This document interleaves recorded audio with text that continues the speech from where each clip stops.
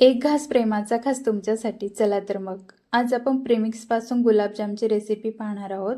तर इथे 4 cup premix घ्यायचं आहे. नंतर थंड पाण्यातच आपल्याला हे पीठ भिजवून घ्यायचं आहे. तर असं छान घट्ट गोळा तयार करायचा आहे आणि हे अगदी 5 मिनिटासाठीच आपल्याला भिजत ठेवायचं आहे. तोपर्यंत पुढची तयारी करूया. गॅसवर कढई ठेवायची आणि पाऊण किलो साखर कढईमध्ये घालून घ्यायची आहे. आणि इथे आपल्याला पाक करायचा आहे. तर पाऊण किलोसाठी इथे 4 ग्लास पाणी घालून घेतलं आहे आणि साखर आणि पाणी मिक्स करायचं आहे आणि एक उकळी येऊ द्यायची.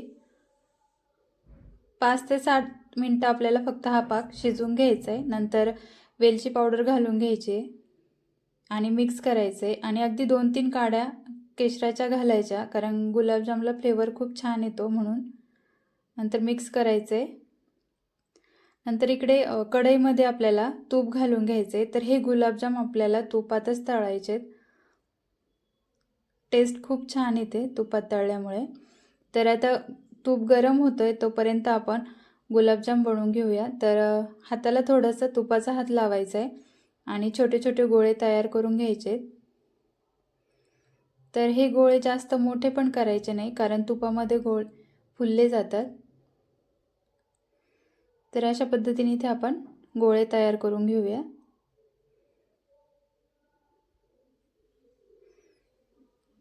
तर आता इथे आपण तळण्यासाठी गोळे तयार करून घेतले. तर आता तूप पण तापले.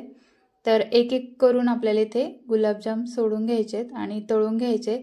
तर गुलाबजाम ज्यावेळेस तुपात सोडतो त्यावेळेस पटकन मिक्स करून घ्यायचे, म्हणजे गुलाबजाम फुलायला मदत होते. तर असं सतत मिक्स करत राहायचे.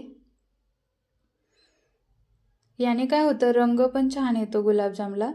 नाहीतर एका साईडनीच ब्राऊन होतात आणि एका साईडनी तसंच रंग राहतो. म्हणून मग आपल्याला सारखं मिक्स करून. तर आता इथे आपण असं करून सगळे गुलाबजाम तळून घेऊया. तर तुम्ही बघू शकता रंग पण किती सुरेख आला आहे. तर आता इथे आपले सगळे गुलाबजाम तयार झालेत. तर आता इथे आपल्याला पाकामध्ये गुलाबजाम घालून घ्यायचे आणि मिक्स करायचे आणि हे मुरण्यासाठी रात्रभर असंच ठेवायचे. तर हवेशीरच ठेवायचे, उबदार जागी नाही ठेवायचं. तर दुसऱ्या दिवशी सकाळी खूप छान असे गुलाबजाम इथे तयार झालेत. तर ही झटपट अशी रेसिपी कशी वाटली नक्की सांगा आणि आवडली असेल तर लाईक शेअर करायला विसरू नका. थँक्यू.